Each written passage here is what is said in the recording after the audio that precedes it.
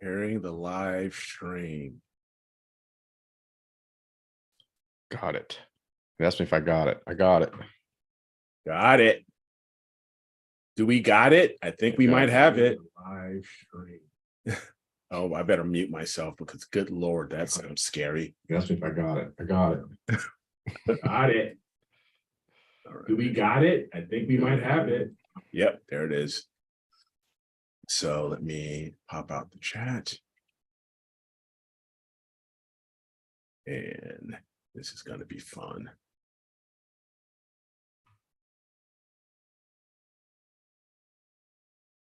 Oh, Norm's first.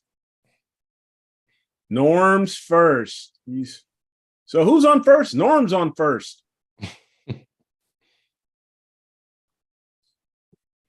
It'd be like cheers. Norm. Oh yeah. I miss that show. Quality TV. Oh, heck yeah. Heck yeah. That's some quality stuff there. Yep. What's up, guys? What's up, everybody? Welcome to our Friday night show for Astroworld TV. I am your host, Astro with Eric, and I am here with the man, Steve Miller, from Entering Into Space. He's my wingman tonight, while Dan has, I guess, trophy husband duties because he's out with his wife, Jen, and she is showcasing him out at dinner somewhere. So, hopefully, he'll behave himself. Jen, I'm not responsible for anything like that. So if he doesn't behave himself, hey, him better than me. So that's on you. Nothing but love, though. That was a great intro. I know, right? Oh, man. So we're just waiting for everybody else to show. Like when we were in the just getting things started, Dan did message me. So maybe even I was mentioning to you, Steve, that Pete might show up. So we'll see. Yeah. We'll see what happens, Right on. Hopefully, he'll show and everybody can say hi to Pete because he's been gone for a while because he ended up he got a new job, I think, with Teledyne and selling high-end astronomy telescope equipment like to universities and stuff. So hopefully he's making good money. Hopefully they're keeping him busy, so I'm sure they are. I mean, they've got a lot of stuff, a lot of products and stuff like that. So, but cool. Anyway, Steve, what have you been up to? How have you been? Oh, I've been endeavoring into completely switching my Astro program from ASI Air to Nina. I've got a new mount that crashed and I had to get it fixed. It's been 3 months of Astro hair pulling and I don't have much left. But, and then I cursed Nina. I have videos on how to use Nina. I loved it. And then I went to the ASI Air Pro and got completely spoiled. And then when I went back to Nina, nothing works. You got all these programs. I've got a mini PC now. I've never had one of those. So yeah, I feel like I'm a newbie completely starting over. It's been an interesting summer. Oh, so, man. Yeah.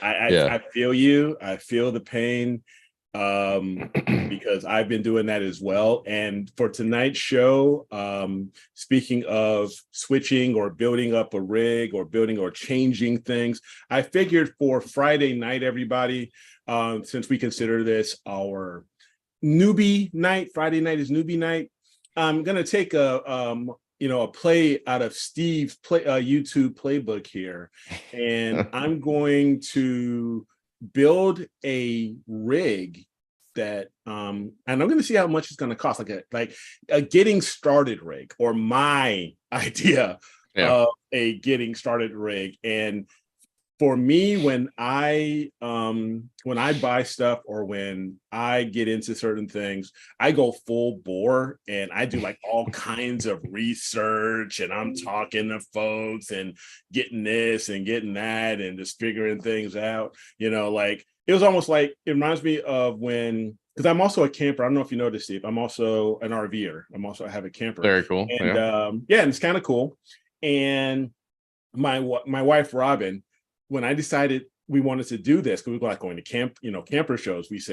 She says, if you want me to do this, if you want me to go camping and go out there with you. The wife stipulation. I remember that. Yes. Yep. You know what it is. She says, I have to have indoor plumbing. I have to have a shower. And I have to have a bed. I'm not sleeping on a sleeping bag. I have to have a bed. I'm like, well, that's not camping. She's like, you're right. That's hoteling.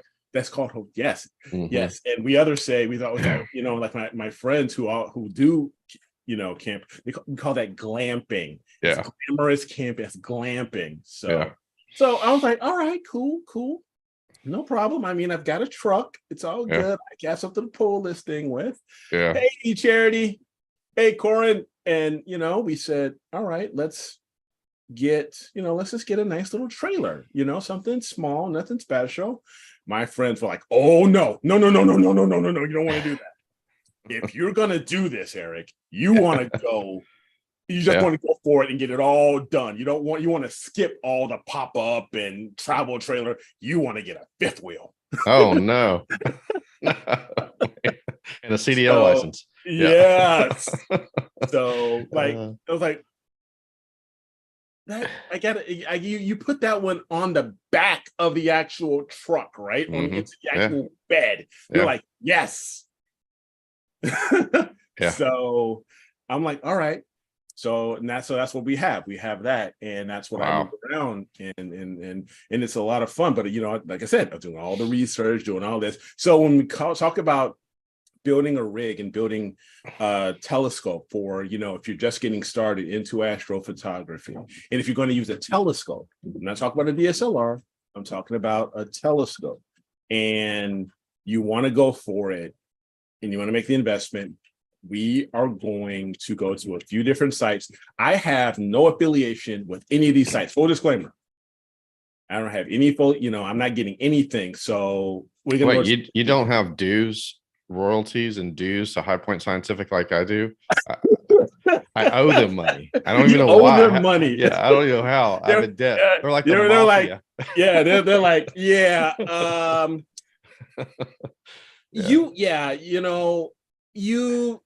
your affiliate link, it's actually costing us. And, so no, I give them a lot of money. And it's really bad because you can go back and look at your history of what you've bought pretty easily. And that's scary. It's really scary. Oh my God. I try not to go there. Yeah. Oh my God. It's so funny because when you mentioned something like that, and I know we're getting off a little rails, and I don't have the off the rails button. But we're keeping it Astro related. Okay. Recently, I don't know if you knew this from if you had caught the show at any time, like in the past couple months, but a really bad storm came through here in my area here in Illinois. And I had my mount and my William Optics refract everything. And basically the wind caught it just right and knocked it over. Wow. So I cried. Oh, I can imagine. I cried because I was at work, right? Because here I am. I had already left for work.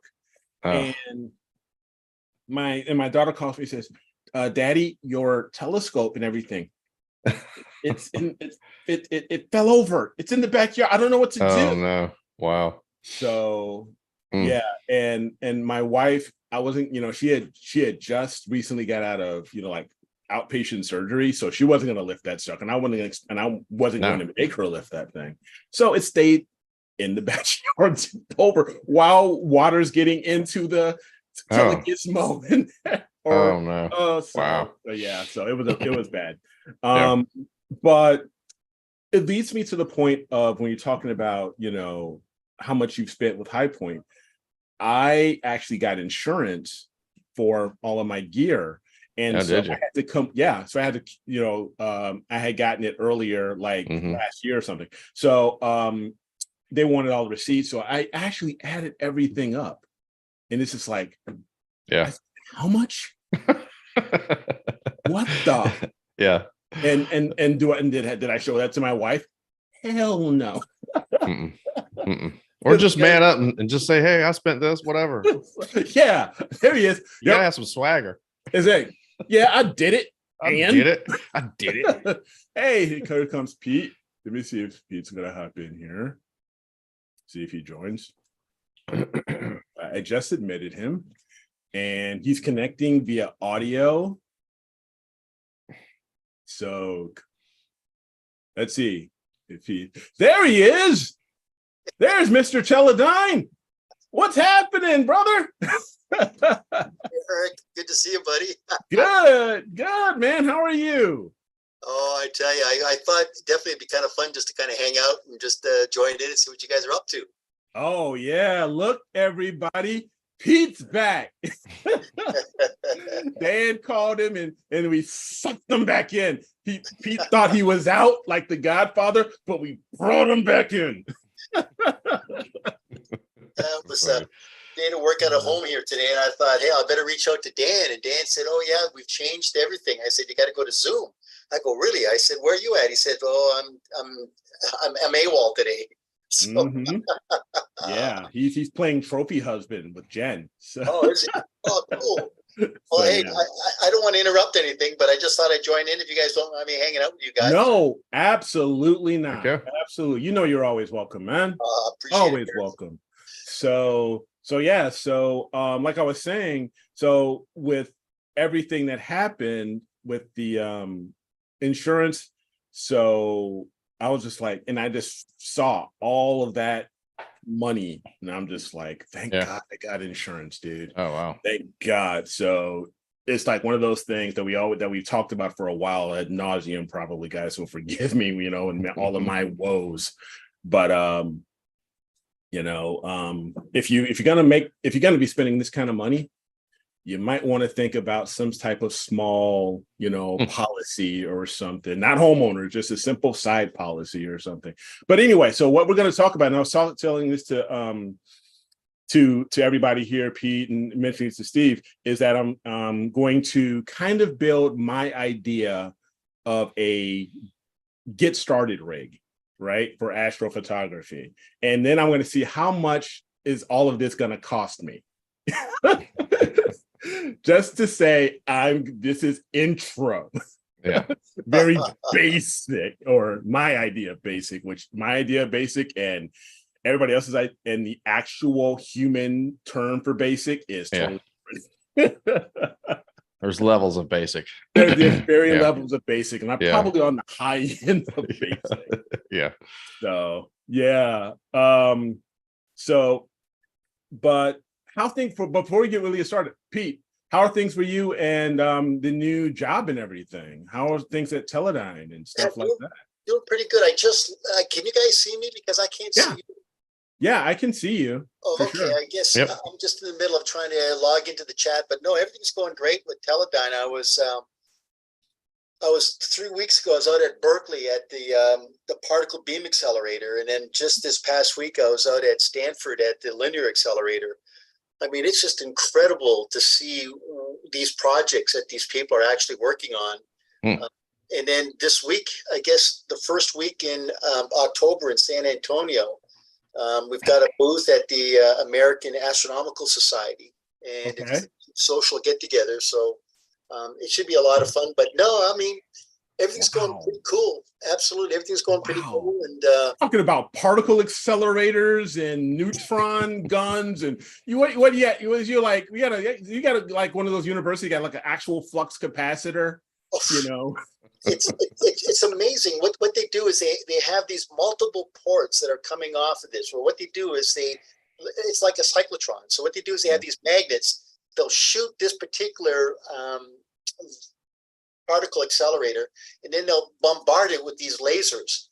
And depending upon what the nanometer wavelength of the laser is, it'll actually start to make these particles that for just a nanosecond or a picosecond are in existence. And what they'll do is they'll get these high-end detectors, so that they've got to have frame rates to be able to capture picoseconds. And that's the one thing about Teledyne is they've got these high detectors that can actually get down to picoseconds. So what they'll do is they'll actually do either spectroscopy on the new particles, or they'll actually literally just do an image where they'll take an image of that particular second. And what they'll do is from these ports, they'll probably have about 6 or 7 tails where everybody can come in and actually pigtail into this port, and they can set up their own little experiment. It really is something to really see. It's something special, but it's kind of interesting. It's totally different, but these detectors are absolutely incredible. I mean, the camera detectors. The interesting thing with Teledyne is they got near infrared, they've got shortwave infrared, they've got midwave infrared cameras, they've got long wave infrared cameras, they've got X-ray cameras. They've got cameras that will actually go into a vacuum chamber down to minus 10 to the minus 9 torr. Just incredible stuff. But that'll be a topic for another day that we can discuss, Eric. You know what? Everything like that, you're talking, like gamma accelerators and neutrons. And I'm just like, this is going to be like almost like Marvel. You're going to end up becoming, hit with like a gamma particle accelerator, end up, turning green and end up being like Lou Ferrigno or Schwarzenegger. Like, be careful, man. Yeah, I know, absolutely. I think he's gonna be Peter Parker. Yeah, exactly. Yeah, absolutely. Hey, Spider, what the hell? Wow. Oh, man. That's impressive. That is, man, but that is really impressive. I'm happy for you. I'm happy that things are going well. Yeah, I mean, I have no qualm whatsoever here. Bear with me 1 second here. I'm going to go ahead and just try to see if I can just change my password on Zoom to be able to access the chat. Yeah. No problem. I'll see if I can get you guys back on the screen here, but just bear with me 1 second, and we'll do this a little bit. You do your thing. If you get disconnected, I'll let you back in. But I'm probably gonna have I'll have to send you a new password. It'd be like, what's the password? Okay, not a problem. No, I'm kidding. You're fine.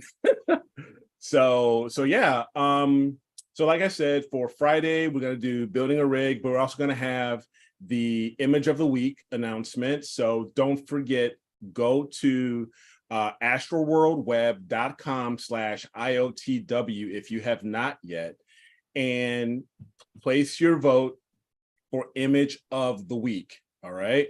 Now, really quick, while I'm going to share my screen here, and I think that may not be a bad idea if I go to our image of the week. Just want to make sure it's there. Yeah, it's there. Okay. Never mind. It's fine. So you just refresh it here before I share, and we will see who is up. Wait a minute. Don't tell me I didn't do this. I know I did this. So if this thing is acting goofy, if I would be so upset if the image of the week is down, because I'd be like, yeah, that's on me. And if that's the case, then that's my bad. I'd be like, oh my gosh.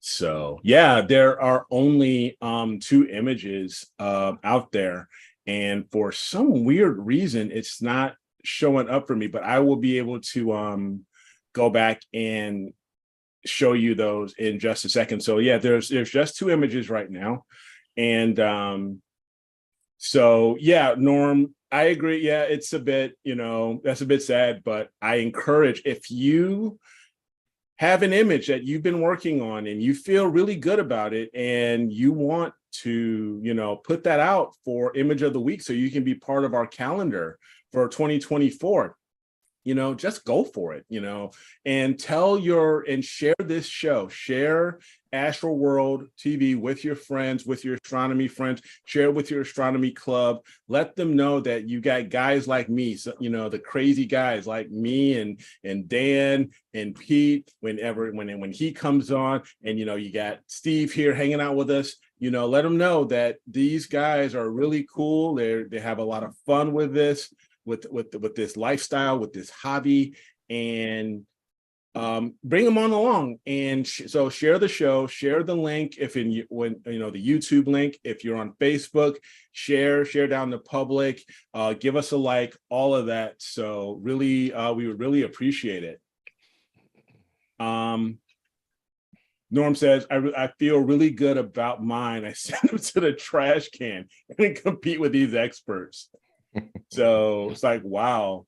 And that's what I'm saying, Charity. It's like all of a sudden, what happened to my image of the week? And because I know I put that out there. And so I'm going to have to take a quick look at that when I get a chance, just to see what's happening. And if not, I apologize. That's going to be on me as far as, why it's not showing up or not posting. So we will no, and as a matter of fact, it's there. We've got votes. I get about 20 votes. So, but for some reason, it's not showing up. So we will take a look at that and see what we can do to get this squared away and make sure that this is being shared back out again. So just bear with me while I continue to talk, but I'm gonna, do like, I'm going to multitask here and see what, while we're talking here and see what's going on. But Pete, if can you still hear us? Are you still connected? Oh yeah, still hear you. Have you had a chance yourself to get out and do any imaging since the last time we spoke? I mean, I know you've been quite busy. I tell you, Eric, I wish I could. I'd be lying if I said I did. Unfortunately, I haven't had a chance. It's been baptism by fire. I mean, it's just been getting involved and getting involved with what needed to get taken care of. But I haven't been up to the winery except just to be able to go up there on Sundays and just kind of help Alfonso work at the Jose Wine Caves. But I was going to say is that I do have one of the cameras here. This is a camera from Teledyne. It's called the Retiga. Let me see if I can pull this up here. Okay. Retiga. It's their E7, and it's a really an interesting little camera. I mean, it's really just a super little camera. It's got a C mount, which is interesting. The sensor is absolutely a very, very, very low read noise sensor. And so I've been trying to work with a couple of people to say, hey guys, I think this would be a nice camera that can compete against the ZWOs, QHYs, the Moravian cameras. And, the problem is right now is getting the software. I mean, they do have ASCOM drivers, but unfortunately the ASCOM drivers are kind of more specific for their light field software. So we're in the process right now of trying to see if we can actually work with Dr. Robin Glover to see if we can kind of maybe have him help us out in getting some software developed to be able to bring it in and have the drivers for ShopCam. But there's going to be some more activity here. We were kind of in conversations with Bob Denny today to be able to see if Bob can maybe help our software developers kind of maybe work with us on this E7 to be able to see if we can actually get it into the prosumer market. So that's just kind of something to think about. That's interesting. I mean, I'd be kind of scared on like, yeah, how much? It costs how much? No, it's Teledyne. No wonder. Oh no, this is funny. This camera is probably around about 7K. Okay. But I mean, it's the Retiga. If you go to say Teledyne Princeton Instruments, and you'll see the products subdirectory, and then you look at cameras, and you're going to look. Is it Princeton Instruments? Yeah, it could be Princeton Instruments. If it's not Princeton Instruments, then it could be Photometrics. Okay. And you're going to look at the Retiga E7, and then I think on the last page of the product data sheet at the very bottom of that page, you'll actually get the specifications in terms of read noise, pixel size, the array size, pixel. I think it's like 3.5 microns per pixel. Okay. But kind of a real interesting little camera here. Yeah, I mean that's a interesting. I mean, it looked pretty, big. Yeah, it's only. Be honest with you, it's only 3 inches by 3 inches by 3 inches. Oh, really? Okay. And weighs about maybe a pound, maybe 1.5 pounds at the most. Okay. So, so maybe we'll take a look at that, and we can throw that on this intro rig and see how much, this gives people sticker shock. We're good to get on the newbie rig. I wouldn't recommend it for the newbie rig, believe me. It would be a pro, just a little step above, but definitely, Eric, you know what camera that you definitely would put on that. Oh yeah, for sure. So let's take, so we're gonna go ahead and maybe I will share my screen here and we can get, and I will get started on what I think would be a really cool rig. So I'm gonna go ahead and share my screen here and keep the party going. So first off, let's, sorry, what in the world? I love technology, so. And share screen. And my screen and share. Okay. So can you guys let me know if you see my screen? Yep. All right, cool. So this is and like I said, I am not affiliated with any of these sites that I'm going to be going to. These are just strictly my opinion on the rig that I am building. Pete, Steve, definitely, let's, throw your, 2 cents in, throw comments out there, give me your thoughts as far as, we building this. So well, Eric, just a quick question before you get started. This is what I would actually put out to everybody is what would be the budget that we really want to look at on the starter rig? We got to kind of have some kind of a definitive budget to start with. So what are you looking at as your starter? What's your budget? Well, I'm gonna say this, and even like I think even Steve mentioned this even in his video. Disclaimer, it's not necessarily, for most people, you would not call this cheap, but it is, I would say I'm going to keep this, or I'm going to do my best to keep this around 6,000 or less. Okay. So I think you also gotta look at like, what are you going to achieve? Because if you just want to go out and take some still shots, right? Your starter rig is under $1,000, $500. Yeah. If you want to actually track and have guiding, then if you want to have mono and you want to have filters. So, I always try to tell people when they start, I'm like, get some binoculars. Start there, learn the night sky. Learn the night sky. I guess we got to establish like, what is it that what kind of an image do we want to achieve? Do we want to guide it? Yeah. So basically what we want to achieve is we want to be able to auto guide. We want to do deep sky. And I'm going to keep it at color, not mono, because then you're throwing in the complexity maybe of filters and stuff like that, or maybe some people may not be really comfortable just yet dealing with filters. But we're definitely we're not going to do planetary.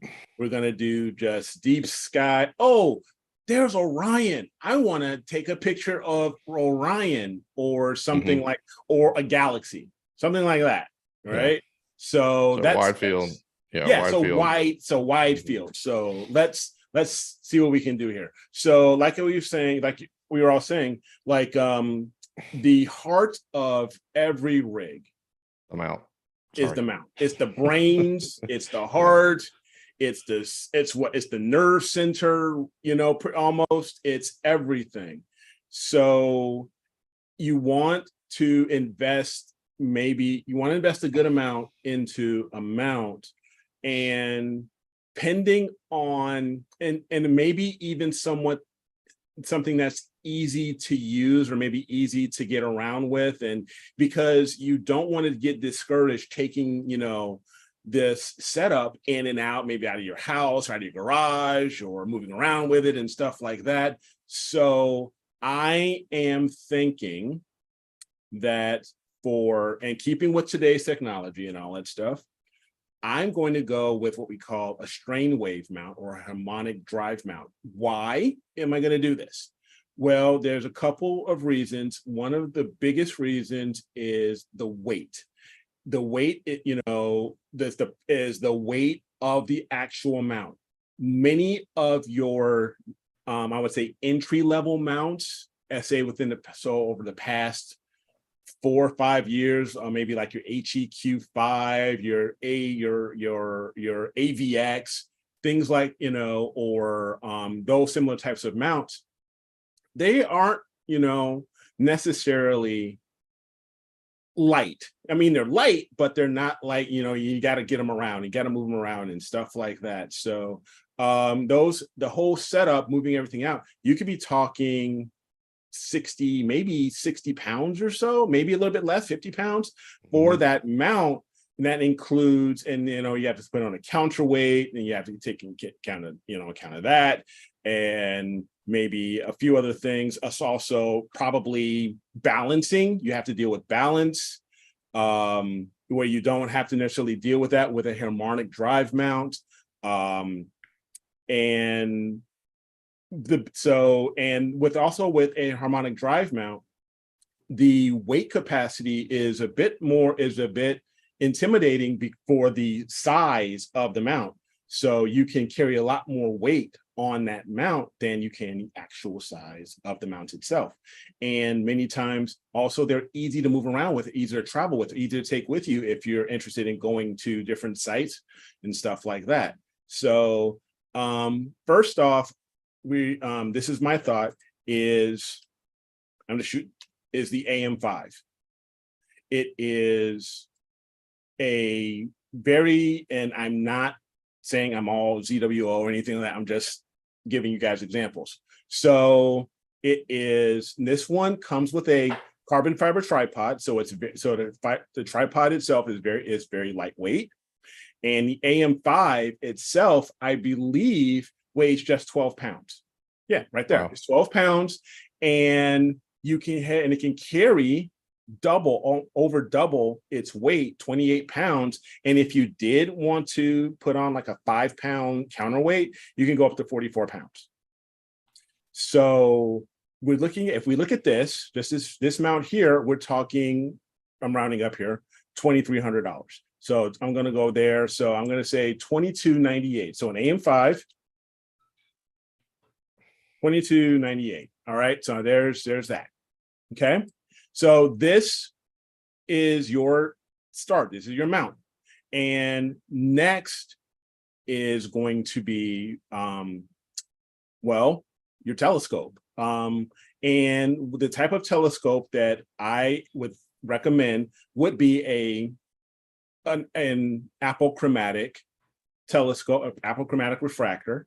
And with refractors, you can have different types. You have a doublet, which is two lenses or two lenses or two objectives, spaced out either by oil or air, or you have a triplet. I would recommend a triplet, a 3-lens, because even when you had mentioned this, Steve, in your video, one of the things about having a doublet versus a triplet is one is chromatic aberration.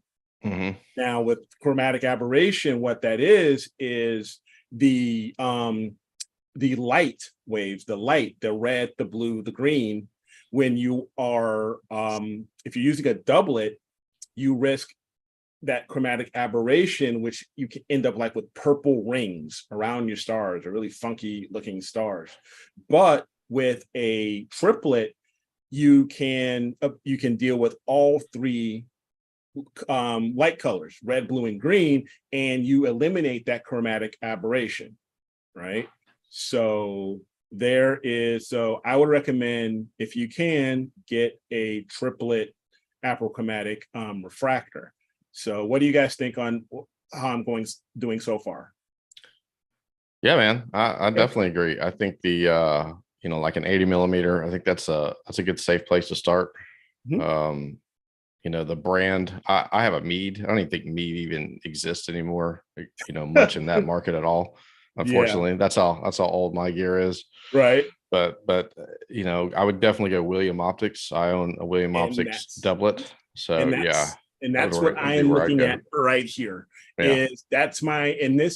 Full honesty, this was my first true dedicated astrophotography telescope, was the Gran Turismo 71. It is a 71 millimeter. So you're getting a wide field. I believe it is a f5.9. Yeah, f5.9. And this one also comes included with the reducer field flattener, because you need a field flattener to avoid the to make sure you don't have that field curvature in your images, right? So this will give you a nice flat field, and with this is both a reducer also, so it even widens up that field of view even more. So you're going to be like a 360 millimeter focal length, and it makes it even faster. So it's at like an f4.7, something like that. So this kit here is 1065. So what is it without the reducer flattener? Without the reducer flattener, you're reduced. That is about $250, $299. Yeah. So let me just double check that here. That is the flat 6A Mark III. So you're 229. Yeah, I actually own that one, and there's a rotator ring on there that does not work. Oh, okay. Yeah, when I was doing what I recommended, you definitely got to have a flattener, like a Hotech. Those are like $100, $200. The reducer, I think for somebody starting out, just my opinion, you get into spacing, trying to get that back focus just right, and then you can, if you're not, you can wind up with a lot of funky stars. And 5.9 is not that slow. I think that, to me, that's where I would go. I would just flatten the field. Okay, so why don't we just go ahead and stick with a field flattener? And this Hotech 2-inch field flattener is only $175. So you just get that flat field, so you don't have to worry about reducing. So those things are nice. I just went to try to point out with my mouse, but that was kind of stupid. But it's got that collar on those things, and those rings expand and centers it, and it locks it in tight. It's a really good purchase. Yeah. And you could always use it. You're never gonna. You should explain the reason why we want to go with a wide field of view, because basically it hides a lot of errors.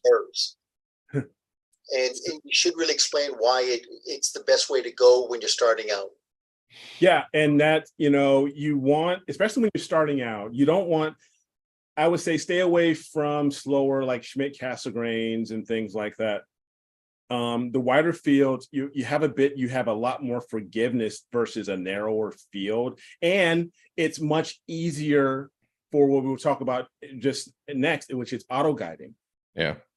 Well, if you've ever had a pair of binoculars and you look at them zoomed all the way out, and you can see everything's really steady, but you zoom in and you're trying to see stuff and everything's shaky, the image is darker. That's pretty much what you're dealing with when you start to increase that focal length. Yeah.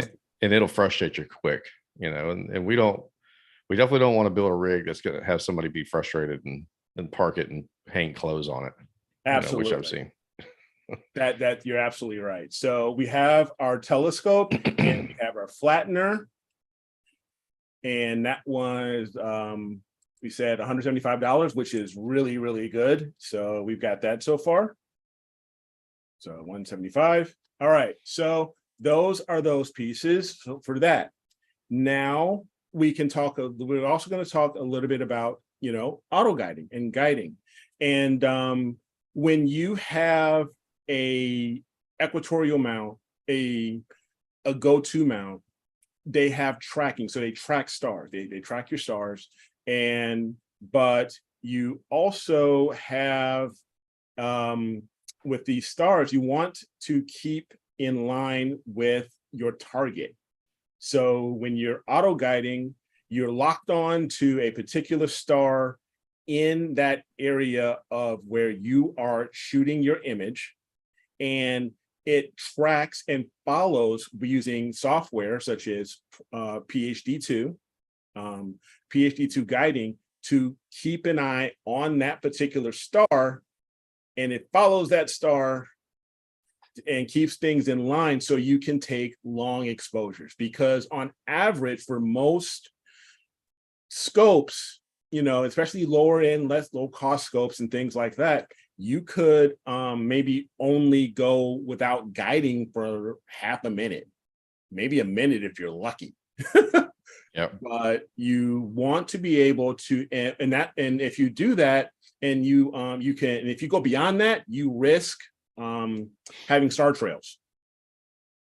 and you don't want star trails.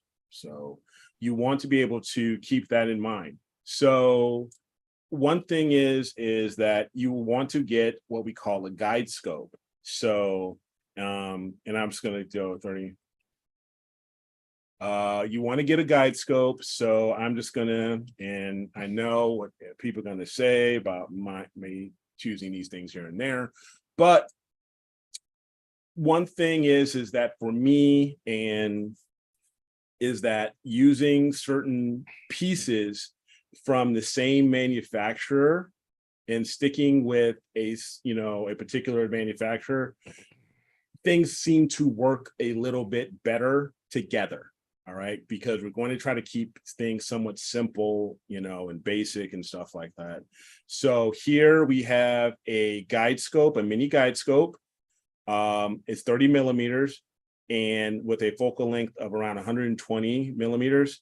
And this is what you will use with a guide camera, which we're going to choose next, to keep those stars in line and help keep your mount tracking your target properly, so you can take 2-minute, 3-minute, 5-minute, and so on exposures, long exposures. So I'm going to make a suggestion, Eric. Yeah, go for it. Just Please go right so ahead. as I've bought stuff over the years and I've upgraded telescopes, I really never upgraded the guide scope. I bought a guide scope and really was high accident that was kind of future proof. Okay. Because once you get that itch and you're like, oh, I want to get a reflector. I want to shoot 800 millimeters. You want a guide scope that's going to also be compatible with that. Okay. So me personally, think? I think I would start looking in the 50 millimeter to 60 millimeter range. I mean, Perfect. I think that because I would set up a new scope and then I'd go over there and tear down the old guide scope and camera and move it over, because I was only running one rig at a time. So, okay. So why don't we take a look at this? This and you want option that, here. you want that guide scope to be as close to the same focal length, or else you get that flexure in there. That's a big deal. That's why guys go to the off-axis guiding, which we don't want to get into that tonight. We don't want to get into that yet. Yeah.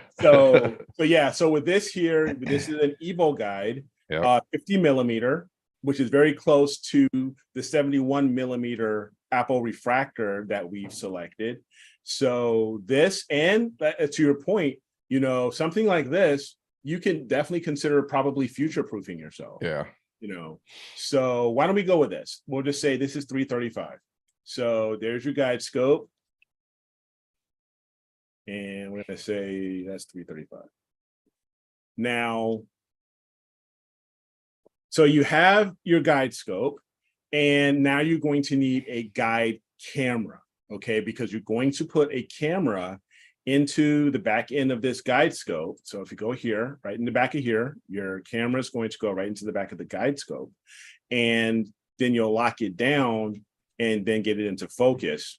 But you'll need a camera for your guiding application, which we'll talk about in a second here too. And keep going there. And you shut up, Siri. Siri, you be quiet. So we're going to go after our guide camera. And like I said, if I have that, I'm going to look at a guide camera, and the guide camera may be something like this guy here. This ASI 120 Mini, which would be a very good entry level guide scope, very inexpensive. It's a monochrome guide scope. So it's a lot. So monochrome, when it comes to guide scopes, and guys, correct me if I'm wrong here, with a monochrome guide scope versus sometimes a color guide scope, or color camera rather, in a monochrome camera, they're more sensitive. Yes, They're a lot more sensitive, so you can, so you'll be able to get those stars a bit easier. So what do you think? You can guide from a color camera, but I would definitely recommend mono. I mean, because you're really not going to use that, honestly. You may, because I think that's a trap that I got into. I was like, well, I'll buy a color camera and I'll use it for planetary. No, because then I got to realize you got to have 4,000 millimeters, right? So with this rig, don't think you're going to use that for something other than guiding. So just get it for guiding. So that's a great camera. Great choice. Awesome. Eric, So yes. should also mention that with the guide camera attached to the guide scope, it's not imperative that you get absolute critical focus, because you're not going to be actually focusing on the star except for the centroid of the star. So you really want to kind of have the focus with your guide scope, guide camera, just slightly out of focus. Very good point. So take that into consideration. Remember that if you are building this scope, you're just getting started and you're going to be doing guiding, just like Pete said, you're focusing on that centroid or the center of that star. So, so yeah, definitely take it a little bit out of focus. And that would make things a bit easier for you as far as for your guiding and for the application. So far, if we recap here, we have a mount, we have a telescope, a field flattener, the guide scope itself, and the guide camera. Okay. Now, hey, Eric, we didn't think about this. Are we assuming that they've already got a laptop? No, we were going to assume that they do not have a laptop or anything like that. Okay. So yeah. Okay. So we're going now. The next thing is you need an actual camera to take the picture, to take your images with. And this, in my opinion, and there are different types. You can go with ZWO, QHY, Player One, but I'm just sticking with these guys. It would be, and I would recommend a color camera just to get started to reduce the confusion of dealing with filters or anything like that. But Eric, we got to determine the correct image scale for the focal length of the scope, and you might want to just mention this is very critical. Yes. Why don't we talk a little bit about image scale? And Pete, you can speak to this much better than I can. So why don't you speak a little bit about when it comes to the image scale? Okay, as Eric was saying, is everything is great up to this point, but when you choose the camera, it's very important to get the correct image scale based upon the focal length of the scope. So looking back at the scope that Eric has pulled out, we want to determine what is the focal length of that particular scope. And so now what we want to do is we got to determine the correct pixel size. Correct. So there's all kinds of online calculators that do that, but for me, I'm old school. I just do this just by memory. Sure. But what you do is you want to be able to have a image scale that's between 0.75 or 0.7 to 2.0 arc seconds per pixel. Otherwise, you'll either be oversampled or you'll be undersampled, depending upon if you got too large of a pixel size or too small of a pixel size. So Eric, I'll let you continue from here. Okay. So speaking of that in your image scale, and you would have to do some calculating. You want to be able, one of the big things that I haven't really spoken with initially, I haven't spoken with on much yet, is you've got to match your equipment properly together. You got to match that scope with the right camera, all right, for, to have the proper image scale. And one thing that I started out with is this website, astronomy.tools, and they have what is called a CCD suitability calculator. CCD were the older cameras. We're using CMOS now, but it's basically the same type of a calculator. And what you will do with this is you will plug in the type of telescope you were thinking of purchasing or you have. And right now we're talking about the William Optics GT71. So I'm going to scroll down here and look for that guy, GT71.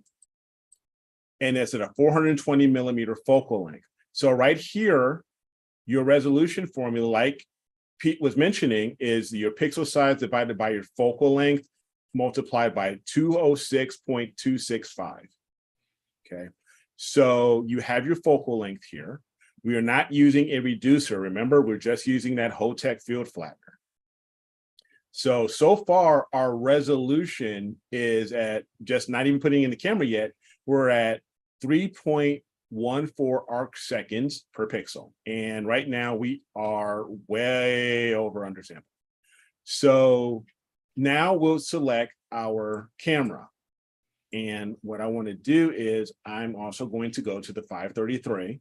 They have a huge list of different kind of cameras here. And if you're not sure, you can put in also manually enter in some of your information in here manually. Now we have the 533, its pixel size is 3.76 microns. And we are saying our seeing or our full weight half measure of the star size is between 2 to 4 arc seconds.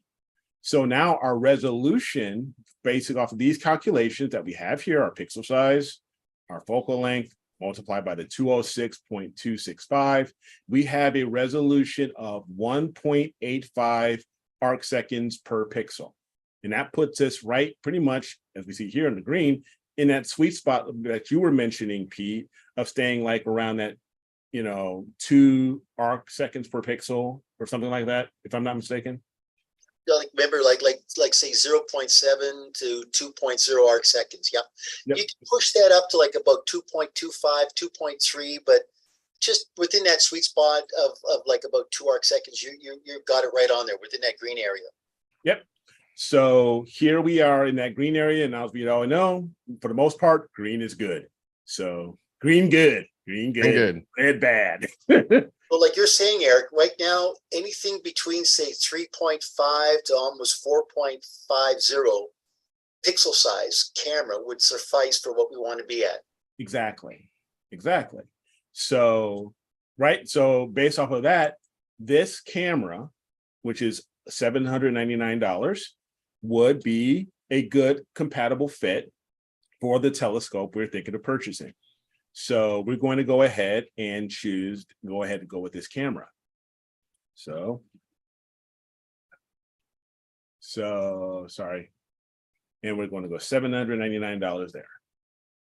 This camera is a great camera too, because it's one less calibration frame. So that's something else, the calibration frames for your images. This camera does not need darks. Dark flats and flats is all that camera needs. It's great. Love it. And it's a very good yes, because it doesn't have the amp glow, stuff like that. So yeah, you don't necessarily need darks, but you just need your flats and your dark flats. And we'll talk maybe a little bit later, if not this show, but maybe in a future show, we'll go back to talking about calibration frames on another Friday show.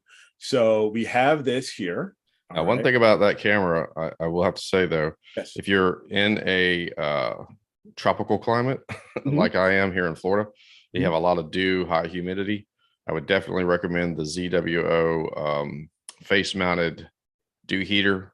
It's like a separate power, and it's really inexpensive, but your power, it comes with a splitter, so your power cable goes in to power the camera, and then another one splits in to power that. It just sticks around that black ring. Highly recommend it. And these are very, very good. And for $20, you can't beat it. You can't beat it. And you just basically put it around the front, the top of the camera there, and it does have dual.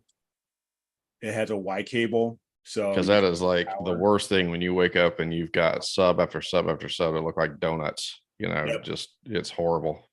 Absolutely. Yeah. You talk about crying when your scope fell over. That's another thing that'll make you that's cry. another thing. You've done all this work.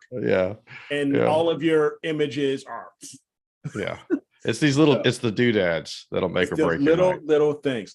And but speaking also of dew is, one thing as an accessory, you definitely, depending on your climate, maybe if you're in the desert, you won't have to worry about this. So like if you're in Arizona or in Nevada or something like that, you may not have to worry about this so much. But like me in the Midwest, and Steve, you in Florida, dealing with dew and condensation, you definitely want to think about, you will need to get a dew heater for your telescope, for your optical telescope assembly. So that depends on what direction you're going on capture. Is it laptop or ASI Air Pro? Because if it's ASI Air, I don't know where you're going. I'm on the edge of my I'm seat going here. there. Okay, so ASI Air will control those dew bands. So that's another tick in its column for sure. So, and I know everybody's like, oh yeah, he's going this route. Yes, but this is about getting started and keeping things relatively simple. Okay. We want to, I'm building this rig.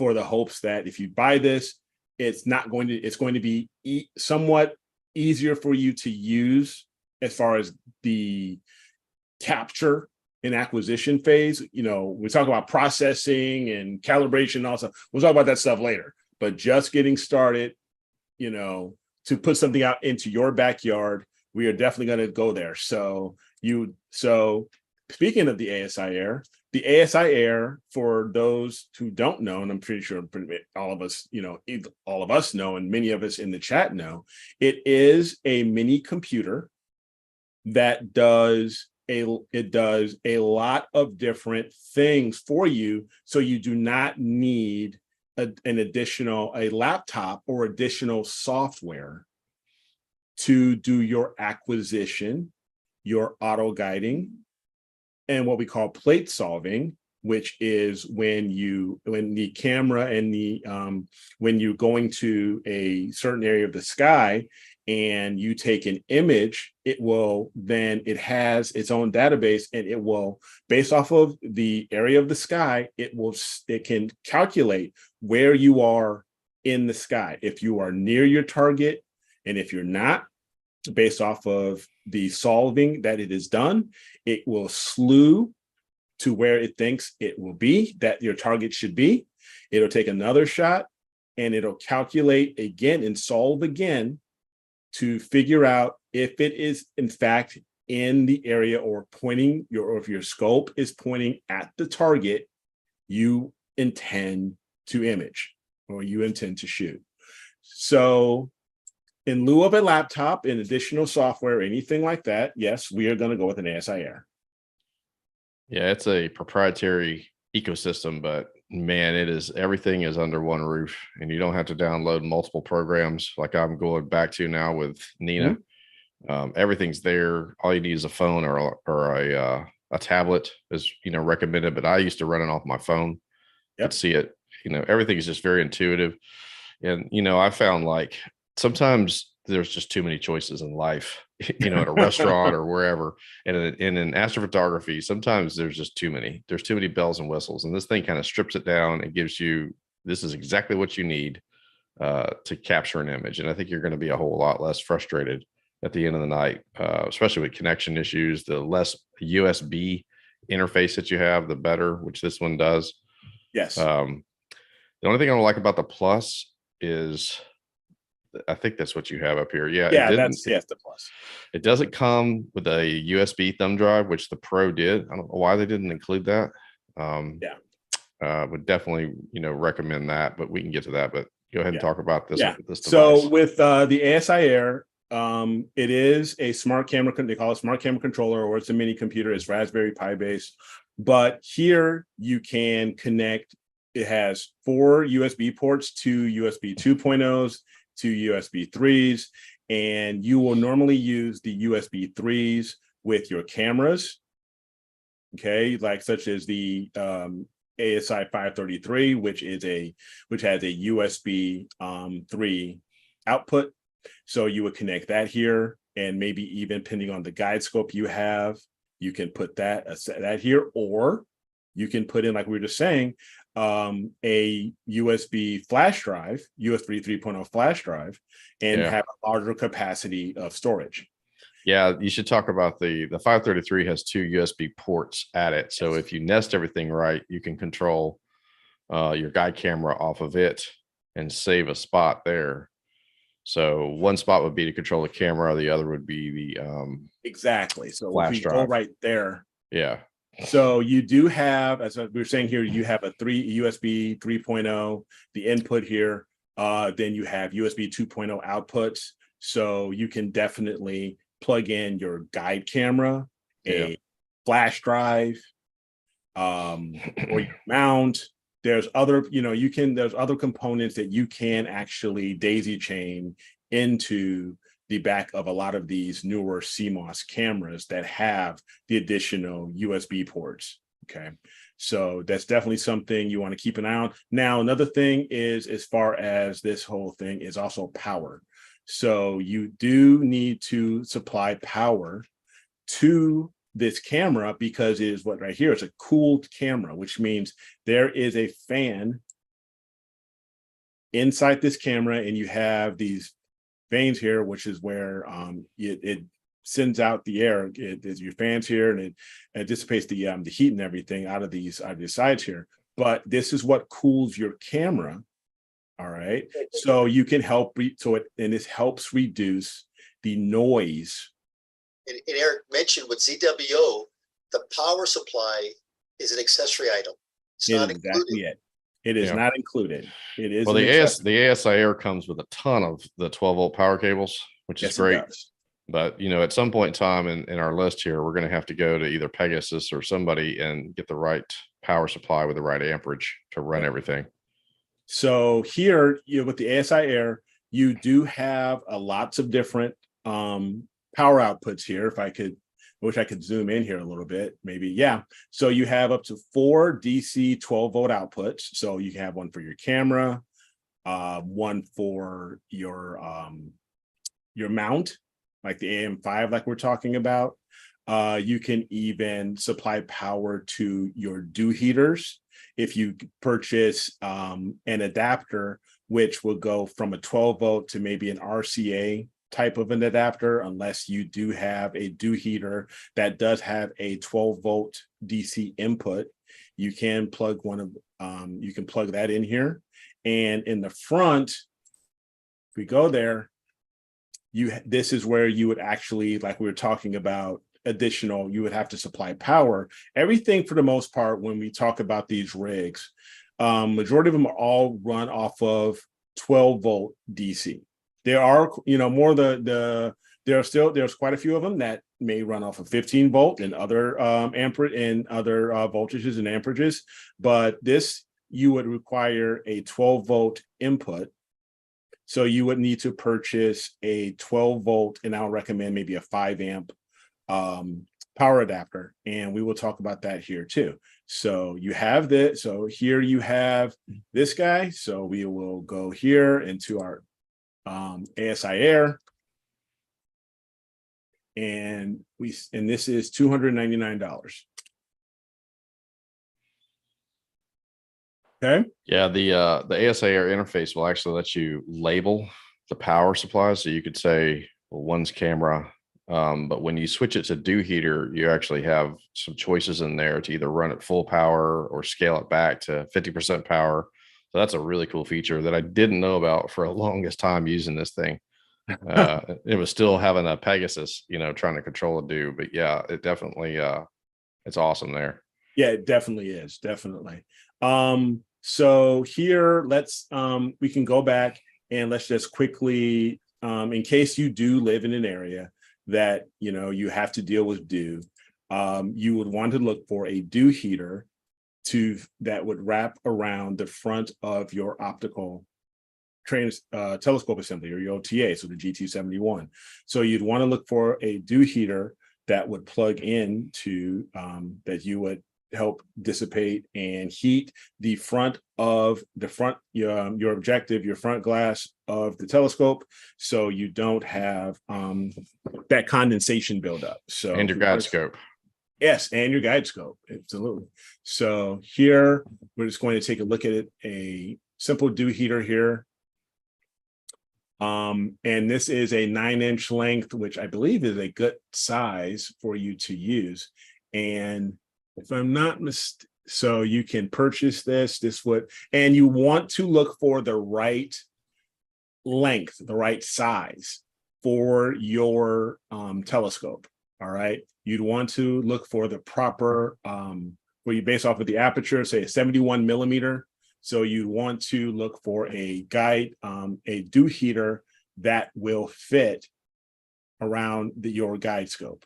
Or your guide scope, but your telescope as well as your guide. That 71 millimeter, you probably want to go 4-inch, gives you a nice wrap, and then the guide scope you'd want to get down to like 2-inch. Yep. Somewhere in there. So what? Yep, exactly. So something like this. This is the 9-inch. So if I look for this other guide, this DN0101. Oh, sorry, right here. It's 4-inch. So you want this DN05, because there you are. There's your 4-inch scope. Mm-hmm.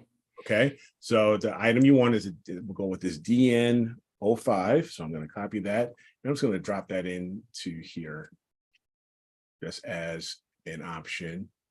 Okay, so we have our guide scope. I'm sorry, our dew heater here. So we're going to get our dew heater strip, and this is $38.55. So I'm just going to round that up to $39. Okay. Yep. The So, 2-inch is about half that price. Yep. So here is the heater 1, and then we're going to go heater 2 for your guide scope. So this one here, we are at $39.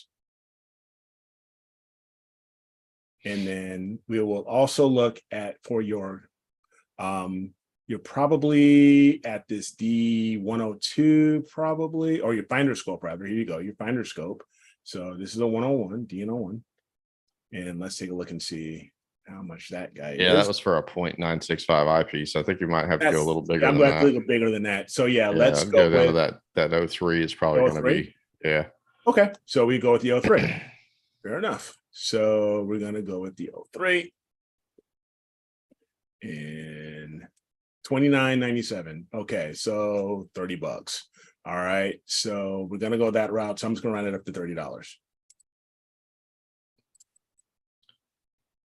Yeah, and since you put in, or we probably should put in that little face mount for the camera, that's one less jack that you have to have. I used to have to split it because I would wrap another one of those 2 inches around the Hotech.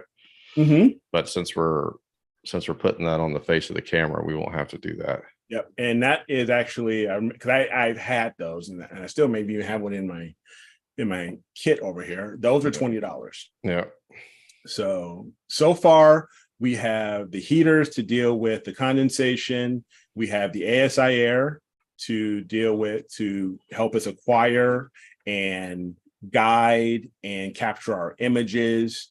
We have our camera, guide scope, field flattener, telescope, and of course, then we have the mount. What's our total right now?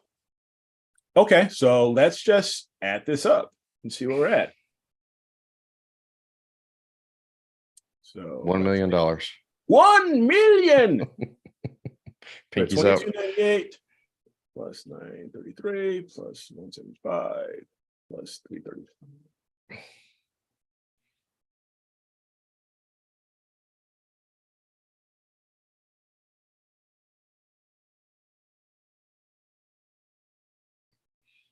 We're just under $5,100. And my budget that I spoke of earlier was $6,000. So we're in line. Okay.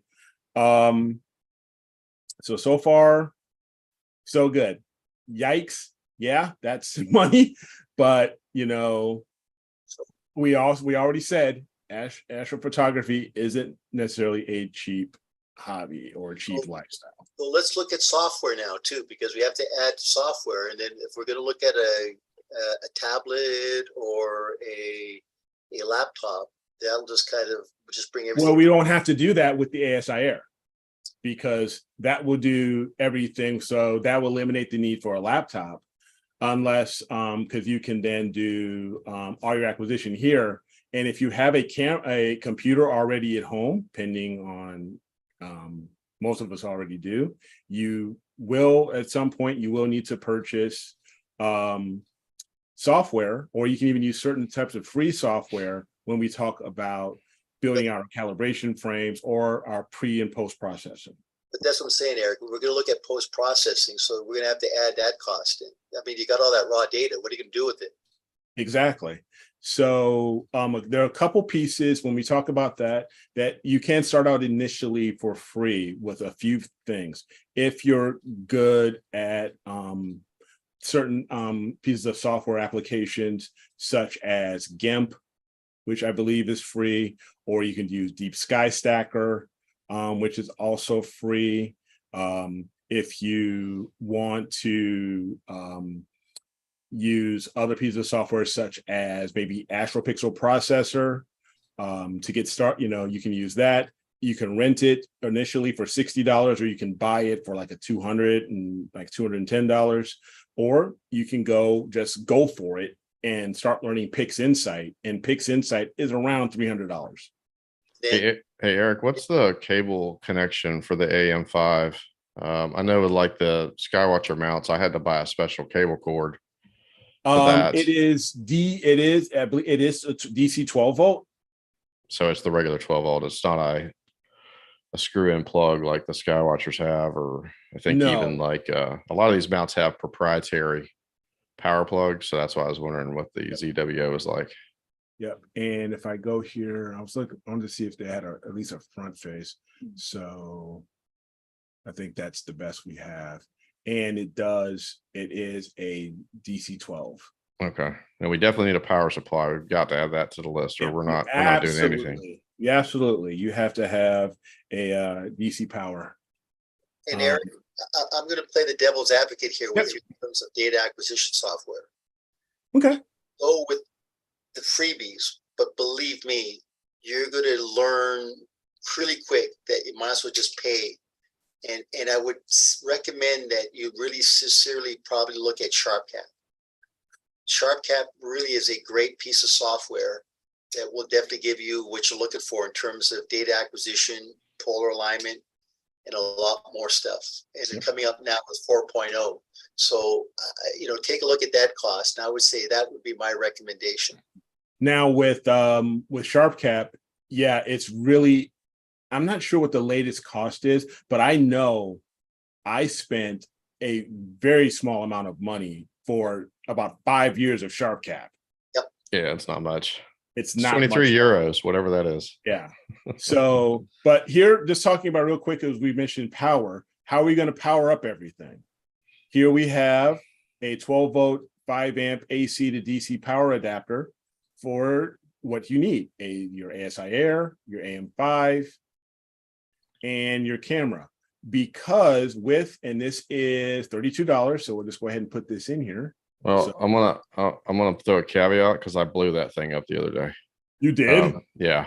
And at the first night with my CEM 70, as it was slewing to the first target, there was a loud explosion and that thing was smoked. Ooh. So I think the amperage, I think you got to look for something that, because once you start cooling that camera and slewing the mount and everything else, that thing didn't handle it. So I have a Pegasus 12 volt power supply. Yep. Yeah, it's like $64, or I think that's what it is. Yeah. So let's just go with that. See, the ZWO cameras are going to draw 3 amps. Yeah. And what's the amperage draw on the mount? So I'd go up a step. Yeah. Yeah. So, that 10 amp. Yeah. Here's a 10 amp and Astro. And this will definitely cover all of your bases. So we'll go ahead and and this is DC, so you can plug this directly into the ASI Air.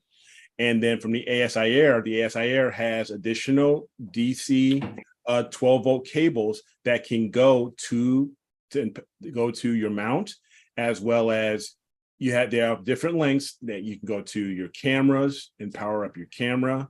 You can power up your mount, and now you can and you power up your ASI Air, and this is what you'll use here. So we're just going to go with this and say $79. I'll say $79. I'm just going to round it up. Okay, so far we were at that. So we'll just add that on. So far, so good. So we're at 51.56. Now, what you mentioned also, Pete, was Pix Insight. Well, no, Pix Insight, but also take a quick look at SharpCap, because in the long run, there is free software to start with, but within 3 to 4 months, you're going to get real tired of that free software. It just doesn't give you the capabilities that you're going to want to look at. So SharpCap, I think it's such a great program. It is. It's very inexpensive. And it's 12 euros a year. Yeah. Right. So, and if in 12 euros a year, or 12 pounds, it's 12 pounds. So 12 pounds a year, you come out with, I don't know, we just figure. I'll ask my phone right now. Yeah. So 12 pounds a year. So what do you guys use SharpCap for if we have the ASI Air? Yeah. What else would you use SharpCap for? Well, you would only use, this is something separate. I'm just, with Pete, I'm just wanted to just take a look at this for SharpCap. So this is, but going back with the ASI Air does plate solving, it does acquisition, it does guiding, it does your it does your calibration frames. You can build that all out. Yeah, it does polar alignment. So that's what right now polar I've alignment, had to, that's polar alignment. it's funny because I used to use it, so I don't. So I had to go back to SharpCap because of polar alignment. Nina's was unreliable. So SharpCap is amazing for polar alignment, but also the ASIR's polar alignment is pretty darn good. I mean, so Pete, what did we come out with per year? 15 bucks. 15 bucks. 15 bucks. Yep. Yeah, it's cheap. 15 bucks. That's nothing. So we're just going to say for SharpCap, let's say $15. Okay. So we'll just go ahead and that's 15 bucks. So we're still fine. One other thing that you would definitely want to consider. Now, I personally, when it comes to calibration frames, you're going to need to take flat frames, it's flat calibration frames. Some people, you can do sky flats, which is you can do it early, just at twilight or just at dawn with a white t-shirt pointing up to the sky, not directly into the sun. And you can take your flat calibration frames there. Myself personally, I would just get a flat panel. Now, you can buy flat panels, simple tracing flat panels from Amazon and stuff like that. But I'm just going to go for it. And like I said, and look for a flat panel.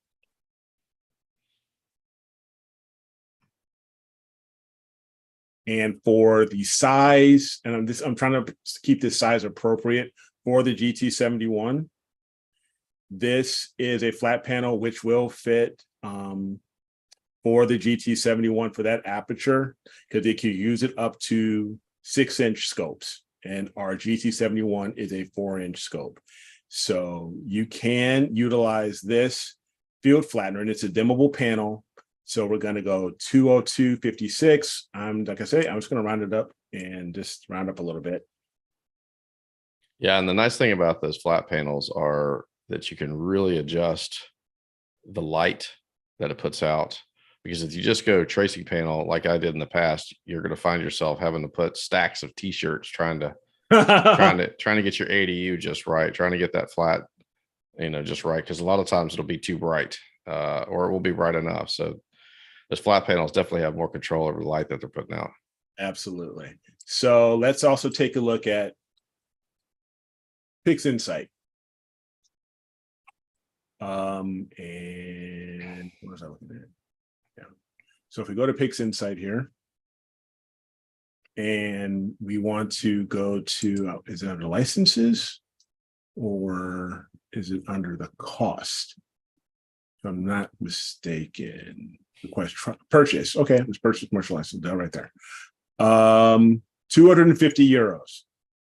So Pete, with euros, if you don't mind, what do we come up with in US dollars? 150 euros converted to USD.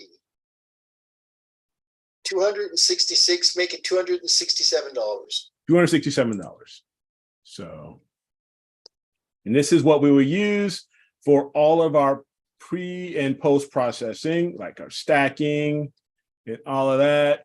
So, and you said it's like 260 what? 267. Okay. So we have $267. I'm still under my $6,000 budget. Yep. So I'm doing good. And if I wanted to buy a USB flash drive to expand the capacity of that ASIR, so I can hold on and grab more data, on there, I'm just going to say that's another $50. So a USB flash drive, the different sizes, but I'm just going to say for a really big, good size, because I've used up to like 256 gig on my flash drives with my ASIR. So I'm just going to say right now that that's $50. So I'm just right now at just under $5,700. That's not tax included or anything like that. So That just depends on where you are. But so we have our mount, our telescope, our field flattener, guide scope, guide camera, primary imaging camera, the ASI Air to do all of our acquisitions and all of the really guiding and plate solving and all that stuff. We have our 3 heaters, one for the OTA, one for our guide scope, and one for the camera itself. We have a DC to AC adapter, Sharp Cap software if we want to use that. We have our flat panel for our flat calibration frames. We have PixInsight for our image processing, and if you so choose, a USB flash drive to maximize your storage capacity. I'm gonna add another ticket item to that. Go for it. I'm gonna make an assumption that because of the way the United States is, or even if you're not, that most people are in light polluted areas. So I would add a good, IR cut or a good light pollution filter or something that's gonna, like an Optilong L Pro or something like that. Yep. An NBZ. Yeah. Or an NBZ or anything. So let's just take a look at the NBZ. So now light pollution filters, you have different types. An NBZ is for narrowband imaging, or you can go with an IR cut, which is for using your broadband imaging. So, but right now we'll just take a look at an NBZ filter. And how much are those guys? That's the high speed. I don't want the high speed. All right. So a very basic, say $299. I'm looking for any others, but I'm going to stick with probably just saying $299. Or here we are. Better. $239 from telescopes.net. Like I said, I'm not affiliated with any of these guys. I'm just surfing the web. So we're going to just say $239 for an NBZ filter. So we have an NBZ. Now, this is for narrowband. So for like your Eric, it's a nebulous, color camera, right? It's a color camera, the 5. It is a color camera. So this will grab an NBZ, will filter out all light other than your hydrogen alpha and your oxygen 3. So when you're doing narrowband filtering. So this is $239. So we'll add that on here. You're creeping up here now. We're almost there. And now we also want to get an IR cut filter. And with an IR cut filter, you will use that mostly for your broadband targets. And this will also help manage and reduce star bloating, if I'm, correct. So you have that. You know what, Eric, quick question here. Depends upon where you're shooting. If you're going to be shooting in the city, then I can see an IR cut filter. But if you're going to be out in the country where you're at a Bortle 3, Bortle 4, all you really need is just an NBZ filter. Because I tell you what, it's an interference filter. It's only allowing HA, O3, H beta to come through. You don't really need to have an IR cut. But what if you're doing broadband? Yeah, but it's a color filter. That's what I'm trying to say is that why would I want to use that if I'm using it with an NBZ filter? I mean, case in point. So like Pleiades. Why? I mean, you can just, you don't really, you really don't. You don't really need it. If you're in light polluted area, yeah, definitely an IR cut. Yeah. But as I said, if you're out in a dark sky site, you don't need it. I wouldn't recommend it because you're just going to be putting more glass in the optical tray. So unless you're in the city where, you're going to have issues with light pollution, I can see an IR being beneficial. But in a dark sky site, I wouldn't. Right. But we're just, for argument's sake, we'll just take a look and say, all right, you are in a somewhat, maybe you're a Bortle 5. Maybe you're in a suburban area. So like, unless you're like with Dan, where you're in New York City. Yeah. Yeah. So, so here you have different price levels of IR cut filters. But I'm looking for a 2-inch IR cut filter. Yeah, we need to go back, and if you could pull, once we pick a filter, we need to show them, where that filter is going to go on that HOTEC. Yep. And so here, we're just going to grab this basic IR cut filter. So ZWO IR cut filter, $49. So an IR cut filter, say $49. Okay, so here we're creeping. So we're almost there at that budget point. So going back to the HOTEC, and speaking of where to place it, there's a couple places you can put the filter. We'll talk about the HOTEC here first. And we'll go here. So you would put the filter, you can place it at the bottom here, if I'm not mistaken. Yeah, it would thread there. Right and there. Insert into the telescope. Yep. So yeah. That part there threads to your camera. This side, yep, threads to the camera.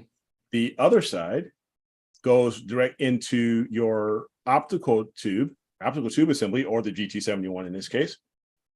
So you would put your filter here. Okay. So that's where you put either the NBZ or the IR cut. All right. So, but good call out there, Steve. So let's recap everything. We've got everything. I think we've got a lot of things covered here to get us started for astrophotography. Under $6,000 is the goal, is our budget. That's our goal. At least that's the budget I'm throwing out here. So our mount, telescope, field flattener, our guide scope and camera, our imaging camera, our ASI air to do all of the brain power and all the brain work, our heaters, our 3 different heaters for the camera, guide scope, and the optical tube assembly, a power adapter, AC power, DC power adapter, software like SharpCap, our flat panel for our calibration frames, PixInsight for our pre and post processing. If you want to, a USB flash drive and 2 filters, and an NBZ and an IR cut filter, depending on where you are and where you live, based off of that, and based off of your skies. Okay. Anything else we can think of? Yeah. Cable management, mega critical. So because once you plug all this stuff in, you're going to be like, man, oh man, spaghetti. Yeah. It's all. And the other thing, so cable management, zip ties, that kind of stuff will run you, $50 for some cable sleeves and the Velcro ties. The other thing you probably want to add on there would be a good power strip, with a absolutely surge protection. Yep. You definitely want to protect your gear in that manner, and those are, you probably get a good power strip for $30 or $40. So I would say, let's say $60, and you can get your cable management stuff and your surge protector power supply. And one thing I would point out, especially when it comes to a surge suppressor, you want to get, because you're outdoors, you want to get a surge suppressor that's rated for outdoor use. You don't want to buy one that is rated for being, indoors in your office or something like that. You want to get an outdoor rated surge suppressor or power strip. Okay. So just putting that out there. So for cable management, you could say for all the cable, it's going to buy sleeves. You can purchase like the nylon sleeves, the loom sleeves over from Amazon or other sites that, depending on the length, you can get those relatively inexpensive, maybe like $20-$30, and a decent surge suppressor, maybe another $30. So like you say, we can do all of this, say 30 there, and say, I'm just going to say it, 30 there. So you have another 60. So you're just over our mark, but that is basically just so you can manage the cables and so you can protect your investment from surge. from, and just supply some that additional power. So, And Eric, yeah, not last but not least, yes, sir. a good notebook to record everything that you do, because I guarantee Yes. you'll go back after 6 months to a year to 2 years to 3 years, and you're going to write down exactly what you've learned. And thank God you've written it down, because you won't be able to remember it. Exactly. Absolutely. And for a good notebook, we'll just say $10, or you can whatever you want to do. Go to Office Max, Office Depot, whatever you want to do, or just go to Walmart, what have you, and there. So I'll pose this to you guys. So let's say I'm looking at this list. I got a DSLR. Take everything out of this list, but still leave what's left, that still leave everything that's left bare minimum, so you can just at least take a picture. I've got a DSLR. So what would you remove from that list to get this price down? If you wanted to get this price down, Steve, you want to look at a tracker in RA only? I think you keep them out. Okay. Keep them out. Yeah, I think you keep them out. I think you learn how to polar align to the, in other ways, sharp cap or something. Sharp cap will use Nikon and Canon. You have to download another link to it, but I use it with my DSLR. So we'll talk about this here just for a second here. And you're going to need that. But you would say you would eliminate your camera. Do we think we still want to keep the field flattener? No, can't. Or can you not? No, you can't, because or can you not? You can get the adapters. I've had the field flattener on my DSLR. Okay. There is an adapter for that. Yes. Okay. So let's just say we're going to keep that there. The ASI Air can manage if you have a Nikon or a Canon or certain types of DSLR cameras. The ASI Air will be able to manage that camera and manage your imaging and everything. Just so you would just need to check on the ASI Air specs to make sure your particular camera falls under their list of supported cameras. Okay. You may not necessarily need the heater with the DSLR. Okay, unless you can locate an actual dedicated heater for the DSLR. And you would still need some sort of power, I would recommend, because I wouldn't recommend running the DSLR off a battery, especially overnight or things like that. So you could look for a DSLR power adapter. Yeah, there's a power adapter that would plug into that power strip, and then it has like a mock battery that plugs into, like if you're used a Canon. Yes. I've used those before, so you're not trying to charge up batteries. Right. So but right now, let's say you just got one, because I think what I'm doing is I'm trying to, we've got a great rig here, but let's say somebody's like extremely intimidated right now, and they go, well, I don't have $6,000. I've got maybe $3 I can put to this. Okay. So, but I still want that rig to be upgradable to this, right? So I've got a DSLR. I'm going to take 60-second images. I'm going to do it. I'm not even going to worry about meridian flip. I'm just going to go out there in the wintertime. I'm going to shoot till 6:30 or 10 o'clock at night and drag everything in. I just want to get some good snapshots of Orion and maybe Andromeda, that kind of thing. You can remove the William Optics. You can remove the William Optics, the GT71, save yourself almost $1,000 there. If you decide, so for example, you can get a camera lens, depending on the camera you have. You could use different types of camera lenses. This is a Rokinon 135, which is a very good astrophotography camera lens, and it's a manual focus. And that was just around $250. Yeah, I Okay. say let's leave the scope because You want to leave the scope on? yeah, Okay. I think let's get the mount, let's get the scope. We're gonna put a Okay. camera in the back of it. Okay. You learn how to use a 3-star polar or 3-star alignment to then and use the hand controller. I guess the AM5 has a hand controller. I don't know. They do. It has a little paddle, but Okay. you can control the mount from the ASI Air. So if you have your, Gotcha. have a smartphone, so you've got your iPhone or your Android, you can run that all there.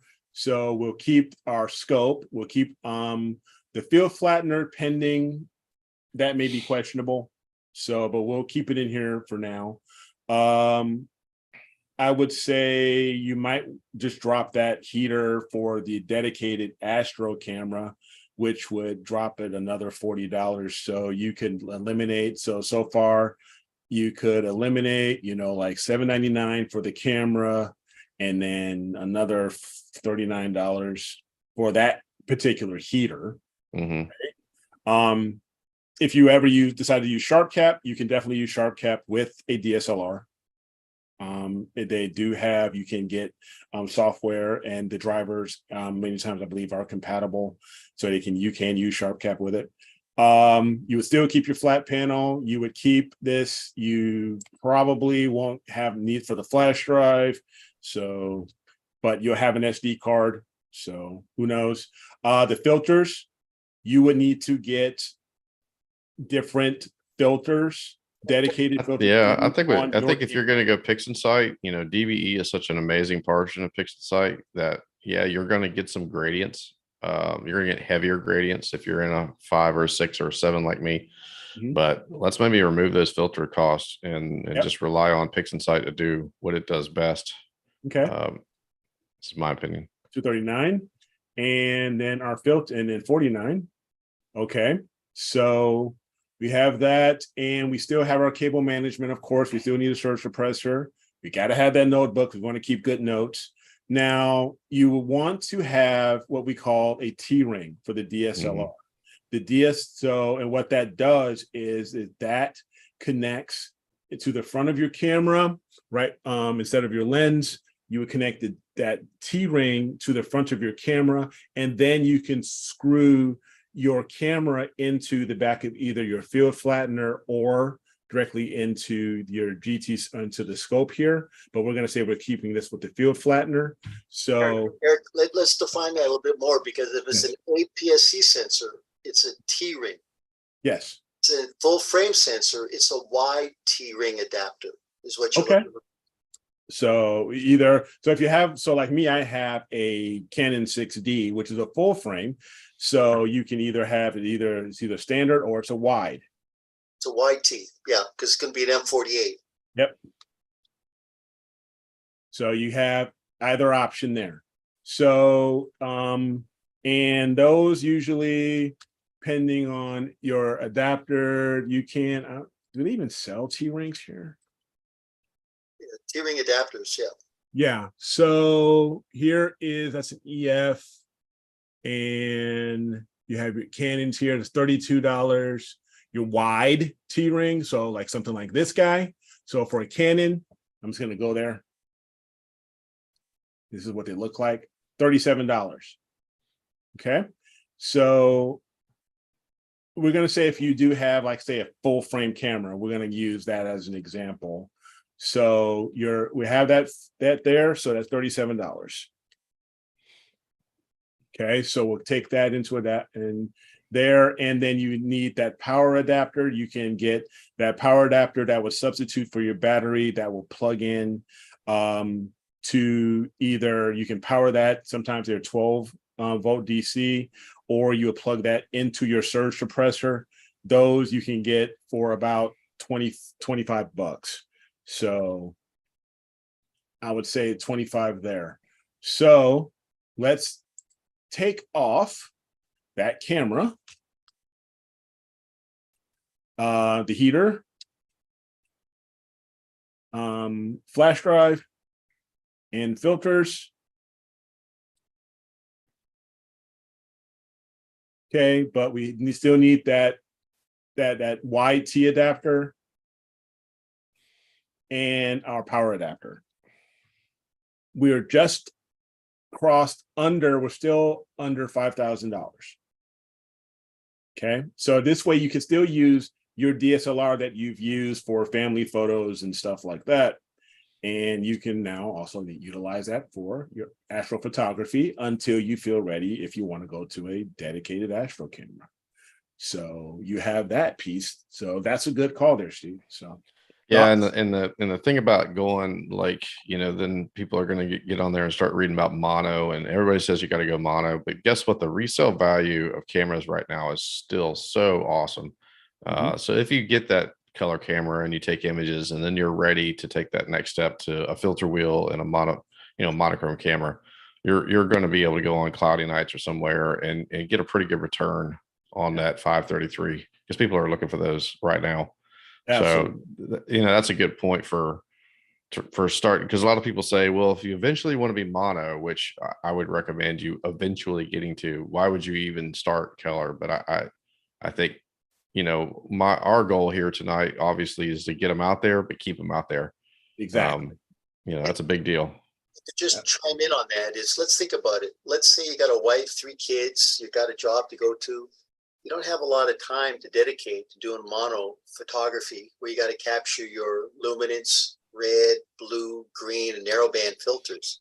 You maybe only have a limited amount of time to be able to get out there on a couple of nights. So guess what?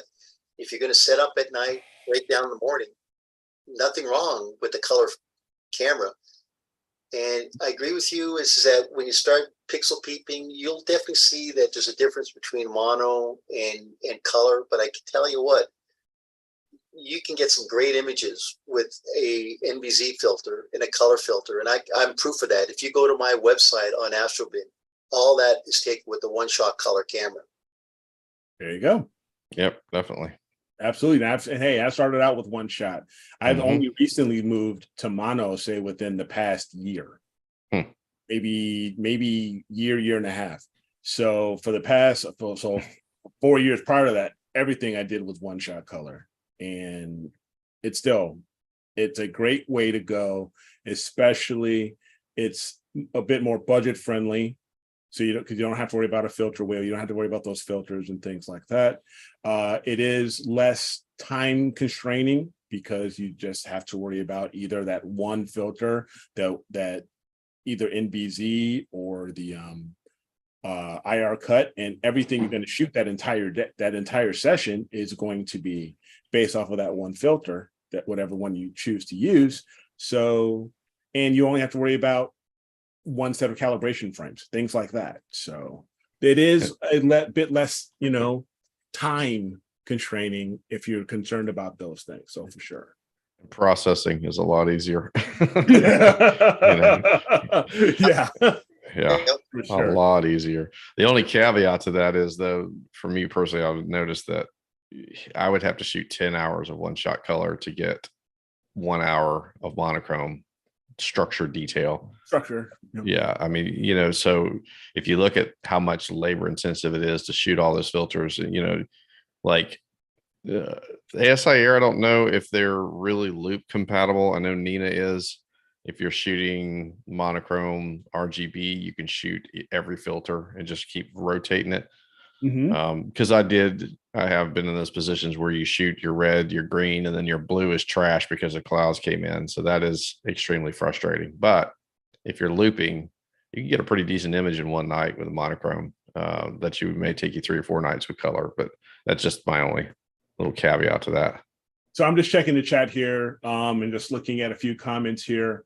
Oh, good to know Nina does work with DSLR. That's absolutely true. So Mark saying drop the ASI Air and use your laptop for now. You can definitely do that. There are low costs such as SharpCap.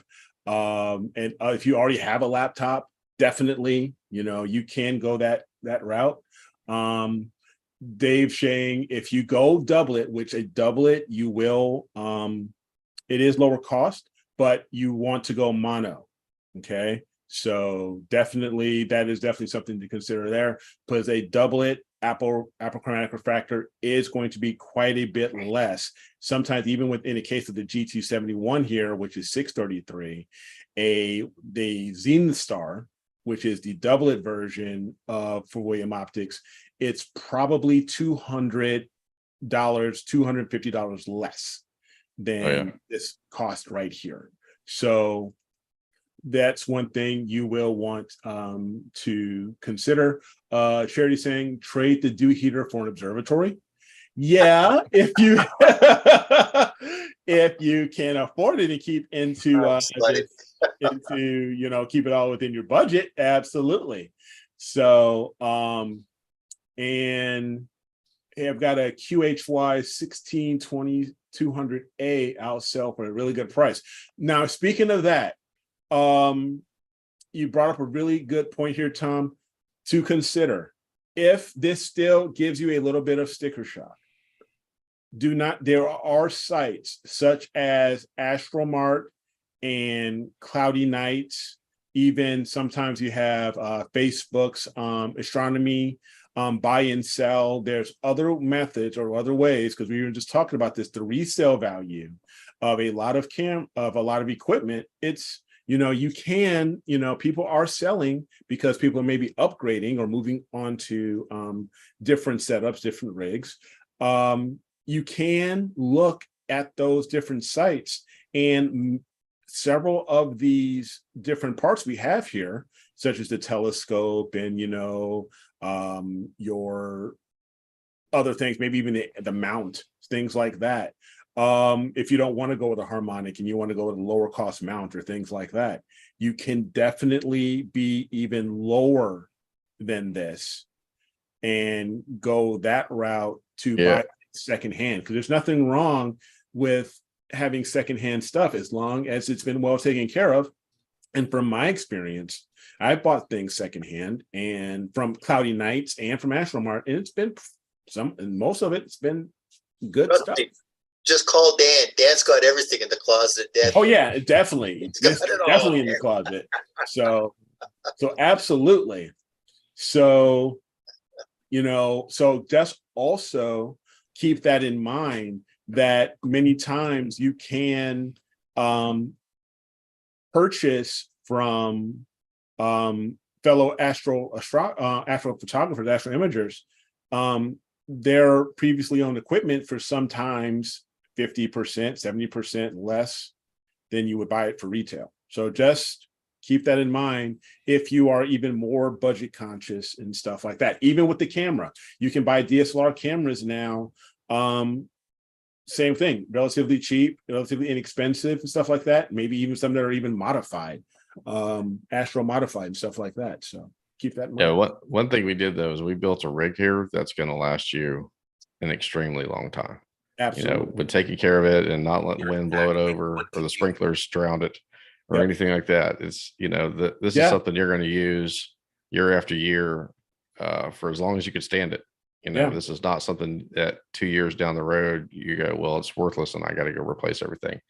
So you got to think about that long-term investment too. It's not much in the grand scheme of things. I mean, you're taking pictures of the freaking cosmos, people. Spend the damn money.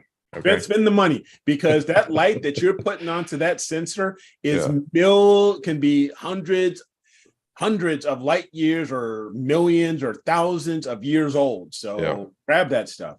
Billy, I need to find out. I don't know if it's something up with the site itself, but so far we've only gotten 20 volts. So it was working and all of a sudden it broke. So yeah, I honestly have no idea what happened with the site. So I do apologize for that. But yeah, I mean, we stayed around that $6,000 mark, which is what I was shooting for, with the exception of maybe a few minor things here. One thing you also want to consider, and it's going to add a little bit more cost to it, is something maybe if you don't want if you're bringing it in and out, I'll take that back. The AM5 is so light. And even with the GT71, you can bring this easily in and out of your home. No problem. I mean, this is, and what's also great about this is that AM5, like we were talking about, was what, 12 pounds? So you can travel with this very easily, pack this up. If you're going like me, going camping or going to a dark site like Pete, like you mentioned, or just, getting away from the house, very easy to take with you. And all of these pieces you can put and pack very easily, for a trip, if you're going on a trip somewhere. You can, so definitely keep that in mind when you are looking at something like this. So this was an awesome little experiment here. One other thing you might want to consider, if you take the time to polar align and you've got everything jam up and it's running smooth, you've got great guiding, you're running in there telling your wife, look at this, 0.3. Have you ever seen anything like that? It's 0.3. Oh my God. She has no idea what you're talking about. That's wonderful. Yeah. That's so nice. I'm so happy for you. Look at that graph. But you may want to consider awesome. a scope cover. So you can leave that mount in place during the day, put a little fan underneath it, the Telegizmo or Amazon. Sure. Amazon has Orion scope covers, that are really good. Yep. Something like that. So you don't have to bring that. If you've got good, if you've got a good string or good weather and you don't have to bring that rig in. Yeah. But you've definitely built a rig here that you don't have to take the OTA off and then go back and get them out. I think you could probably just unplug this, wrap the cables up and lift the whole thing up and walk it inside. So that's pretty nice. Yeah. So one other thing is for stability and stuff, you might want to consider with this setup and you get the carbon fiber tripod, it does have a little catch that you can put in between the legs and put some sort of weight to help keep it, from rocking or anything like that, and keep it, stable. So just keep that also in the back of your mind with because like I said, with some of these harmonic drives, they are new, they are very lightweight, but being that, and since you don't need a counterweight, and these can be on carbon fiber tripods and things like that, you don't want to risk take a chance on it tipping or falling or anything like that. So definitely consider making sure you can stabilize this type of mount. Okay. All right, so we are almost at time. So appreciate this. And I would like for us to go ahead and go to see our image of the week. So let me go there. Let's minimize all this fun stuff. And go to our image of the week, set up. And again, I apologize everybody for what happened. So I'm going to go ahead and log in here. I do not know what in the world is going on, but we are, to recap here, I'm going to go, we can take a look at the two images, and there were just the two images that were entered. So this, and something's up with the site here because we've got things loading. I am very curious on the amount of storage. I may have to talk to Dan on this because we got the media loading and everything like that. So that's a little scary. But if I can go to the poll, because I wanted to actually show the images, but I may not be able to. So I go to the polls here and let's start here. And we had 20 votes. And of those 20 votes, let me see if I can even take a look at this guy. We had the Dark Shark and M27 were our entries.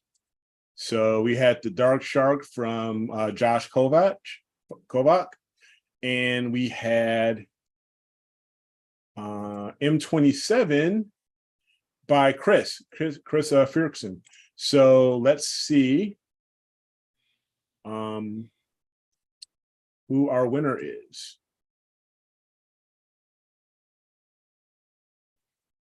for this week, and we had 20 votes. Hopefully this will give it to wow. Okay, Josh, congratulations with 70%. The Dark Shark. So congratulations. You have the image of the week, sir. So way to go. All right. So congratulations there, Josh. I will get your image up on the main screen there soon. So I'll go ahead and stop sharing here and get us back. So yeah, we have all that. So way to go. Hey, and there's Dan. Sup, man? Saying going in, sup, punks? Sup, man? How was your dinner? How'd you like being a trophy husband? What's new? Exactly. Oh man, that's awesome. So yeah, I agree, Dave. He has been killing with Dark Nebula, and they are not easy. Dark Nebula are, that's one thing why I love them, is because they're such a challenge. Yeah. So very, very well done there, Josh. So congratulations. Yep. It's Altair Blue. I thought they were purple. If you're talking about the cameras, they're like a purple. Can't hear anything. I'm still in dinner. Yeah, and their wife's like, "What are you doing? What are you doing?" Nothing, honey. It's like listening. It's like, listening to like a football game or the game of you're at the ballet or something. And then everything is quiet, and then all of a sudden, touchdown! And everybody's looking at you inside the theater. So, man, that's awesome. Yeah, so I think we are almost at our time.